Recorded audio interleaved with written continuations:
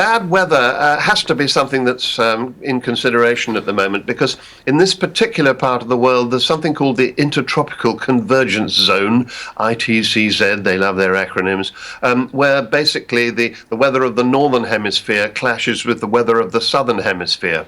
There is often very bad weather in these areas. I think it can be assumed that there probably was quite a lot of bad weather. That would tie in with the request of the aircraft to alter its flight path.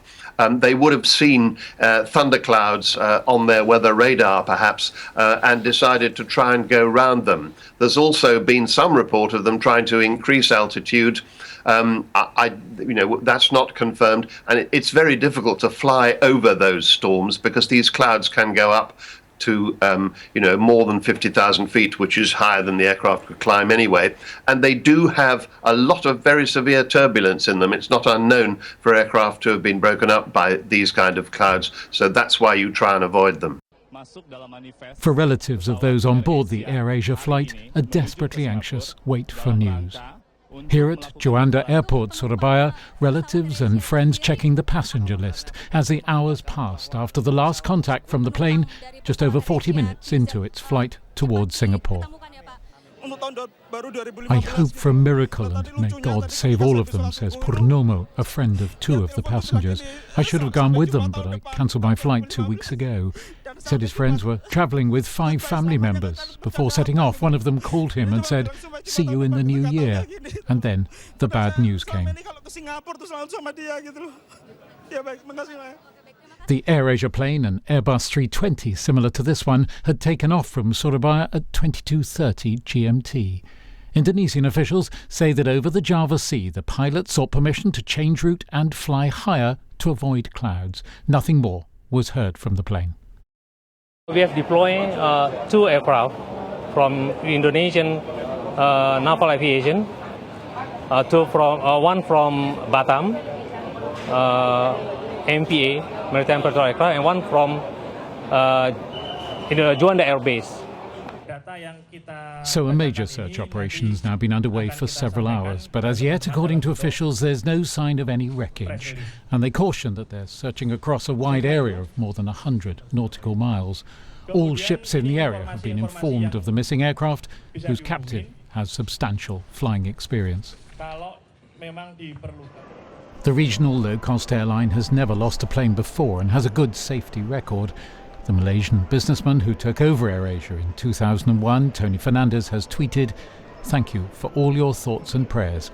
We must stay strong." Security at Singapore's Changi Airport is ensuring that no one gets inside that holding area over there, where currently the friends and families of those on board flight QZ8501 are being held. Media has been camped out here all day. There's huge interest in this ongoing investigation, as you can imagine, but airport authorities have told us that the families and friends of those on board the plane are being regularly briefed inside and nobody is allowed in. Here's what we do know at this stage. The airplane lost contact with air traffic control authorities in Indonesia around 42 minutes into its flight from Surabaya to Singapore. There were 155 people on board. Most of them are Indonesian citizens. What we do know as well is that the Indonesian search and rescue teams have dispatched ships into the area of the Java Sea. That's where it's thought the plane was when it lost contact with air traffic control authorities in Jakarta. It's a vast expanse of ocean, some 320,000 kilometers. So it is a very difficult procedure and operation for the ships to go out there and conduct their search and rescue operations. It is an investigation that is likely to continue over the next few days. The chief executive of the airline AirAsia, Tony Fernandez, has tweeted, "On my way to Surabaya, where most of the passengers are from, as with my Indonesian management, providing information as we get it." He also said that his only thoughts were for the passengers and crew. Well, meanwhile, Singapore's Prime Minister Lee Hsien Loong tweeted that he has called the Indonesian President Joko Widodo to offer help in the search operation. He added, 2 RSAF C-130 search and locate aircraft are on standby. Our ministers will follow up. And the Malaysian Prime Minister Najib Razak tweeted, "Very sad to hear that AirAsia Indonesia QZ8501 is missing. My thoughts are with the families. Malaysia stands ready to help."